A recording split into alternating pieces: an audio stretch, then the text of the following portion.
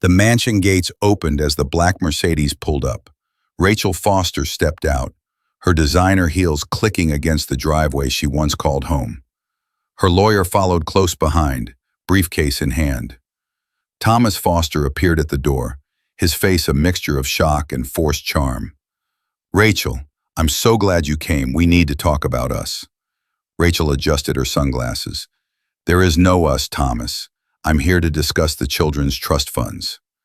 Behind her, two moving trucks pulled up to the gate. Thomas's new wife, Victoria, appeared beside him, her face going pale. "What's happening?" Thomas demanded. Rachel smiled coldly. "I'm buying the house. The bank accepted my cash offer this morning. You have 3 hours to vacate." Thomas had thrown her and her children onto the street 2 weeks ago. Now the woman who won $200 million was taking everything he valued, starting with the home he thought he'd keep forever. Before I tell you what happened, I want to remind you to kindly subscribe to my YouTube channel, like this video, and share it so that more people can see how it feels when the universe has a sense of justice. 3 weeks earlier. "I want them out by Friday," Thomas said, not looking up from his phone. "Victoria moves in on Saturday." Rachel Bennett stood in the kitchen of their Miami home, still processing what she'd just heard. Married for 8 years, together for 10. And now this. "Thomas, be reasonable. Where are Emma and Jake supposed to go?" "They're not my kids, Rachel. I've played stepdad long enough." Thomas finally looked at her, his expression cold. "You can take them to your mother's house." Rachel's hands trembled. Emma was 9, Jake was 7. Thomas had been in their lives since they were toddlers, the only father figure they'd ever known. "You proposed to me knowing I had children," Rachel said quietly. "You said you loved them." "I said what I needed to say," Thomas replied. "Now Victoria's pregnant with my real child. I need space for my actual family." Rachel felt something break inside her. "This is my home too. I've worked to pay this mortgage for 8 years. Thomas laughed. "Check the deed, Rachel. The house is in my name. My company, my money, my house. You were just living here." He walked to the door, then turned back. "Oh, and Victoria wants to redecorate. So whatever personal items you want, take them. The rest goes to charity." After he left, Rachel sank into a chair. Her phone buzzed. A text from her sister, Monica. "Did you check your lottery ticket from last week?" Rachel had completely forgotten. She'd bought a Mega Millions ticket at the gas station on her way home from work. She'd played the same numbers for 5 years. Her kids' birthdays, her late father's lucky numbers. She found the ticket in her wallet and pulled up the lottery website on her phone. One number matched, then another, and another. By the 6th number, Rachel's hands were shaking so hard she could barely hold her phone. All 6 numbers matched perfectly. The jackpot was $200 million. Rachel stared at the screen, then at the ticket, then back at the screen. She checked 3 more times to be absolutely certain. Then she carefully folded the ticket, placed it in her wallet, and made a decision. She wouldn't tell Thomas. Not yet. The next day. "Mommy, why are we packing?" Emma asked, holding her favorite stuffed elephant. Rachel knelt beside her daughter. "We're going on an adventure, sweetheart. We're going to stay with Grandma for a little while." Jake bounced on his bed. "Is Thomas coming?" Rachel's heart clenched. "No, buddy. Thomas is going to stay here." "Because of the new baby?" Emma asked, too perceptive for her age. "Something like that," Rachel said, fighting back tears. That evening, while Thomas was at Victoria's apartment, Rachel met with Monica at a coffee shop downtown. "You won what?" Monica nearly knocked over her latte. Rachel showed her sister the ticket. $200 million. Before taxes, but still. Monica grabbed Rachel's hands. "Oh my God! Oh my God! Do you know what this means?" "It means Emma and Jake will never worry about anything," Rachel said. "College, their future, everything.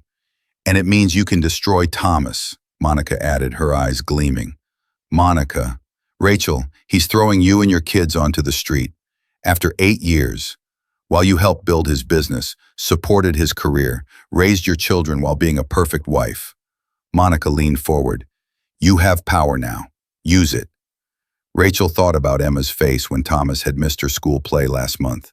About Jake asking why Thomas never wanted to throw the football anymore. About the slow, steady withdrawal of affection that had happened since Victoria entered the picture. "I'm not going to be vindictive," Rachel said finally, "but I'm also not going to make things easy for him." 2 days later, Rachel contacted Marcus Webb, the best attorney in Miami. His retainer alone cost $50,000. "I haven't claimed the lottery ticket yet," Rachel explained in his downtown office. "Thomas doesn't know about it." Marcus leaned back in his leather chair. "Smart. Once you claim it, it becomes marital property if you're still legally married." "We never actually divorced," Rachel said. "We separated 3 years into the marriage when he had his first affair, but we reconciled and never finalized anything." Marcus made notes.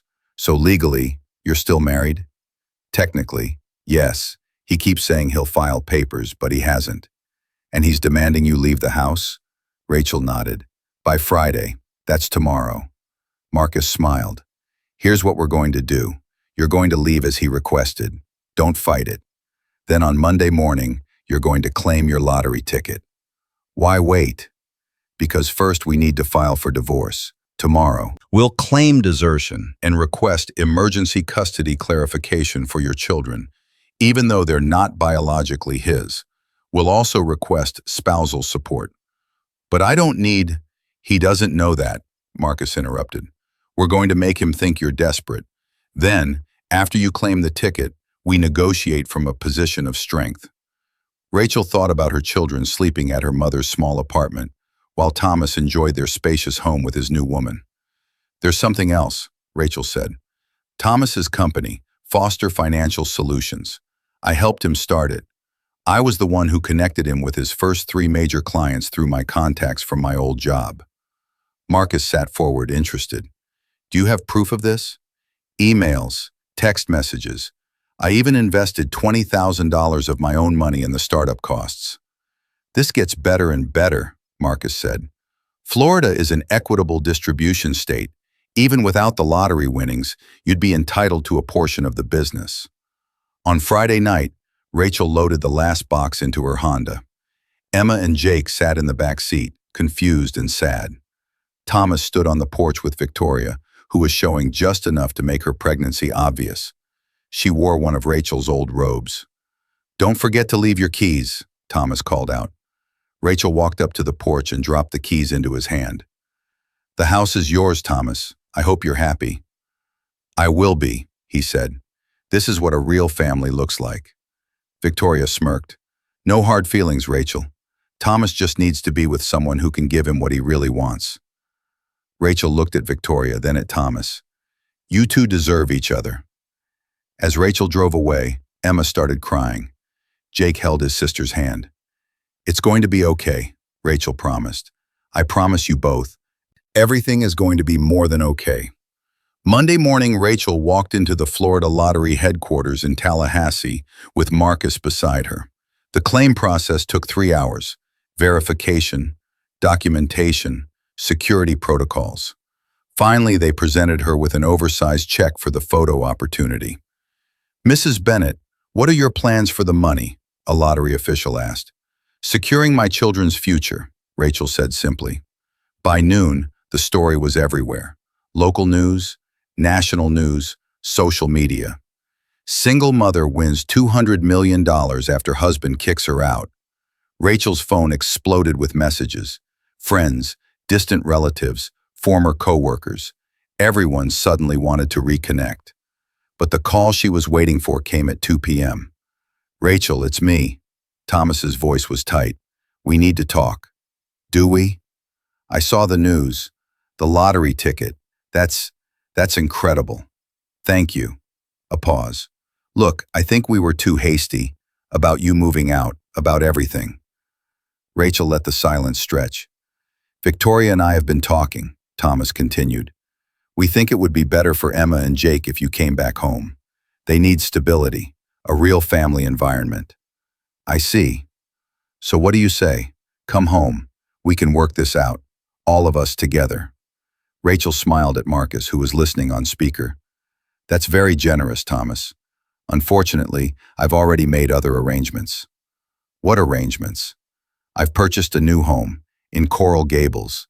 6 bedrooms, pool, ocean view. The kids love it. Coral Gables? Rachel, those homes cost millions. Yes, they do. Fortunately, I can afford it now.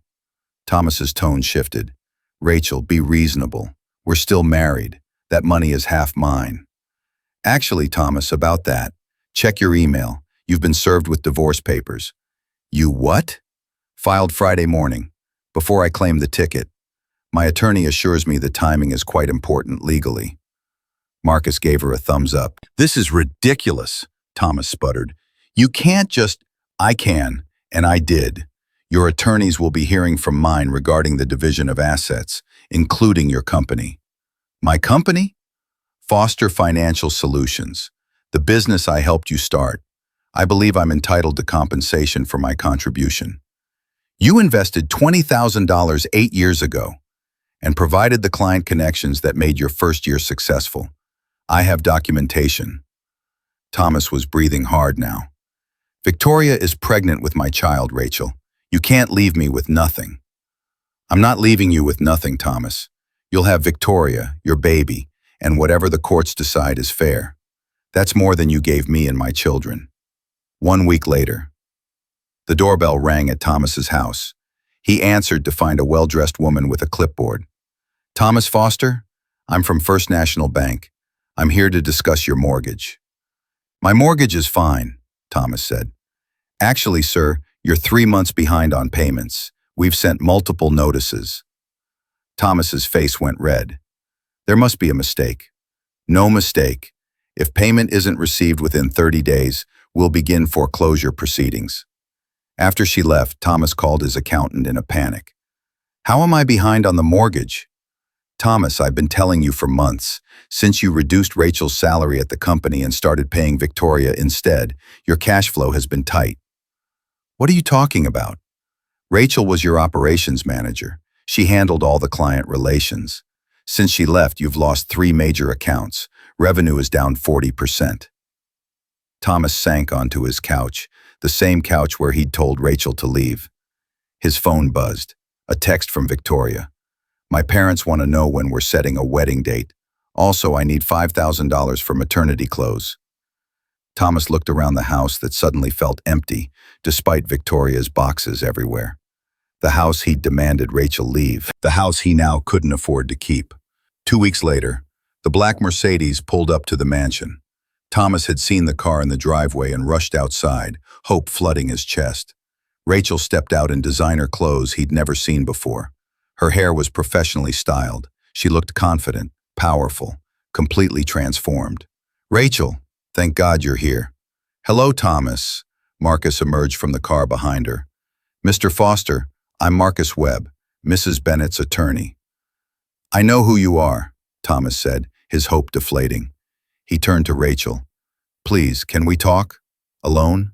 Rachel glanced at Marcus, who nodded and stepped back. I made a mistake, Thomas said quickly. A huge mistake. I never should have asked you to leave.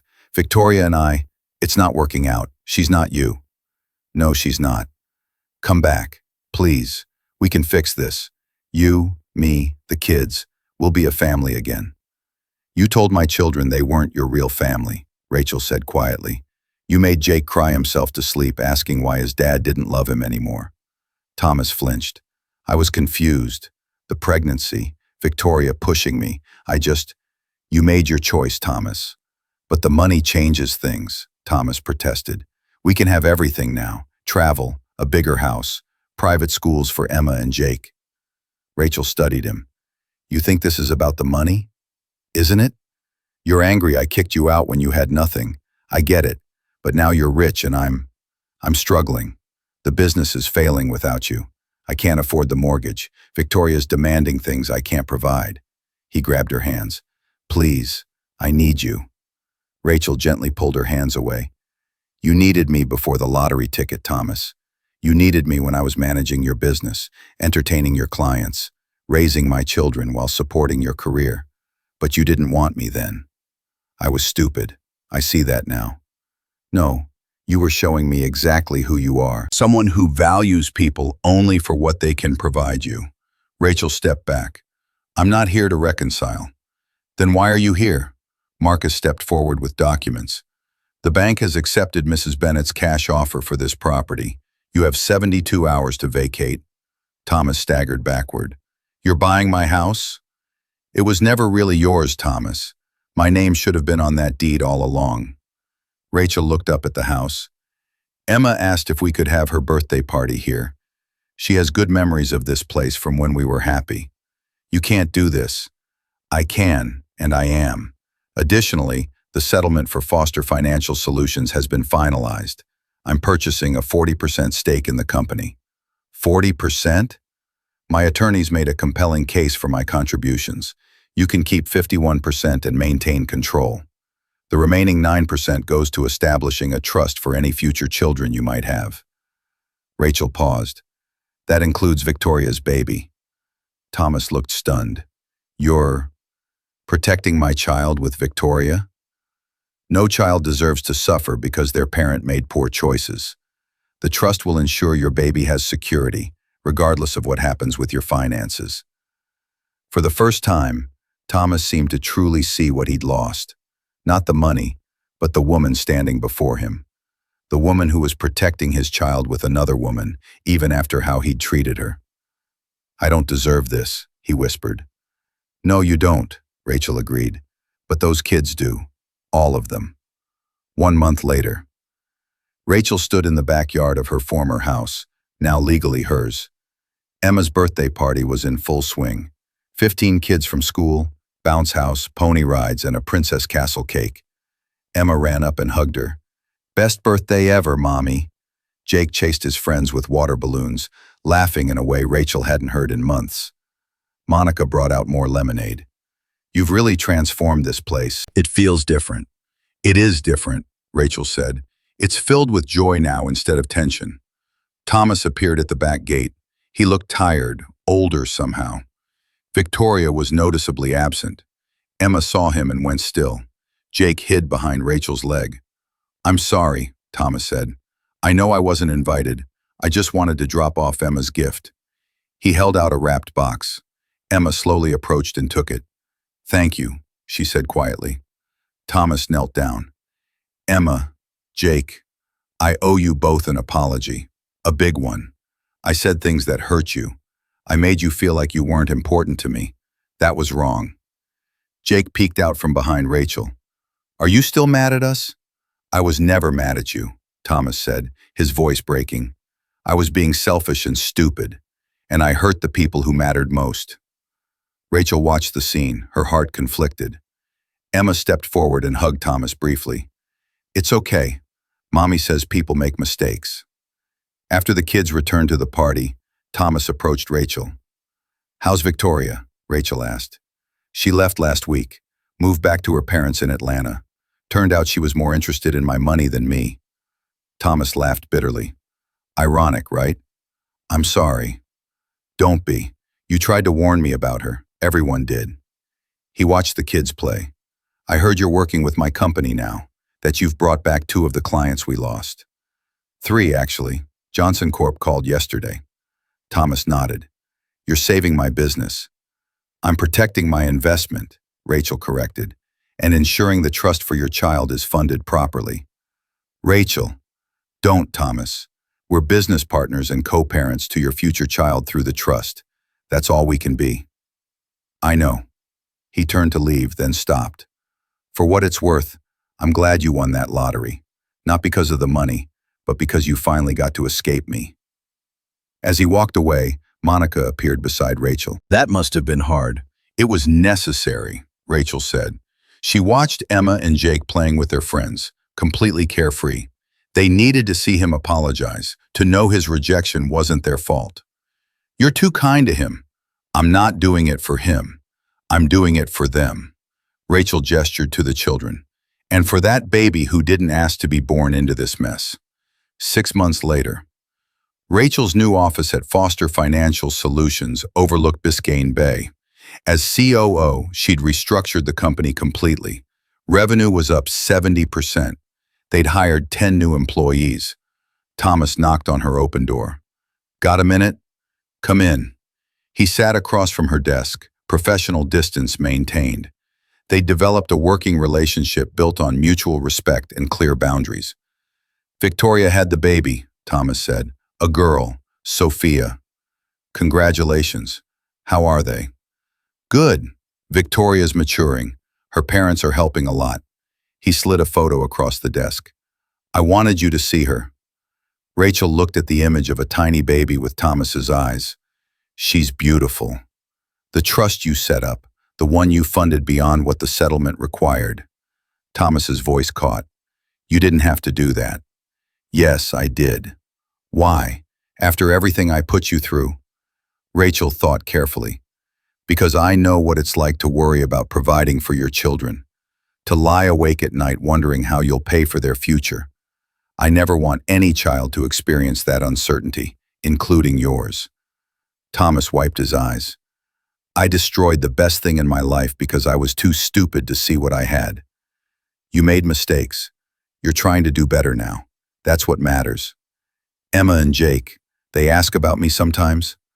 Rachel nodded. They're still hurt, but they're healing. Maybe in time, if you prove you've changed, we can work on rebuilding that relationship, slowly. I'd like that, more than you know. After Thomas left, Monica video called from her new condo in New York, purchased with help from Rachel. How's the office life treating you? Monica asked. Surprisingly good. Turns out I'm excellent at running a company when someone isn't undermining me. Any regrets?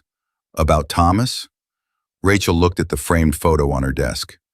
Emma and Jake on the beach, building sandcastles, genuine smiles, pure happiness. None. This is exactly where I'm supposed to be. 1 year after the lottery. The conference room at Foster Financial Solutions was packed. Rachel stood at the head of the table, presenting the year-end numbers. Record profits, she announced. We've expanded to 3 new markets and doubled our client base. The board applauded. Thomas clapped from his seat, genuine pride in his eyes. Their relationship had evolved into something neither expected. Actual friendship built on mutual professional respect. After the meeting, Rachel drove to Emma's school for a parent-teacher conference. Emma was thriving. Jake had joined the soccer team. They lived in their beautiful Coral Gables home, traveled during school breaks, and most importantly, felt secure and loved. That evening, Rachel tucked both children into bed. Mommy, Emma said sleepily, I'm glad we moved here. I like our new life. Me too, sweetheart. Are you happy? Jake asked. Rachel thought about the question. The lottery money had changed everything, yes, but the real transformation had been internal. Learning her worth, understanding she deserved respect, refusing to accept less than she deserved. Yes, buddy, I'm very happy. Later, Rachel stood on her balcony overlooking the ocean. Her phone buzzed with a text from Marcus. Foundation paperwork approved. Bennett Children's Fund officially active. Rachel had established a foundation to help single parents going through divorce, providing legal assistance and emergency housing. Her own experience would help others. She thought about Thomas showing up at the gate a year ago, expecting she'd take him back. How he'd assumed her money would make her forgive everything. He'd been wrong. The money had given her options, yes, but the real power came from knowing she didn't need him, didn't need anyone who didn't value her. Rachel looked at her reflection in the glass doors. She barely recognized the woman who'd packed boxes in tears a year ago. That woman was gone, replaced by someone stronger, wiser, and completely in control of her destiny. The lottery ticket had been a miracle. But the real winning had been walking away from someone who treated her as worthless and building a life where she and her children could flourish. Thomas had thrown them out, thinking he was discarding what he no longer needed. Instead, he'd freed her to become everything she was meant to be, and that was worth more than $200 million. Though having the $200 million didn't hurt,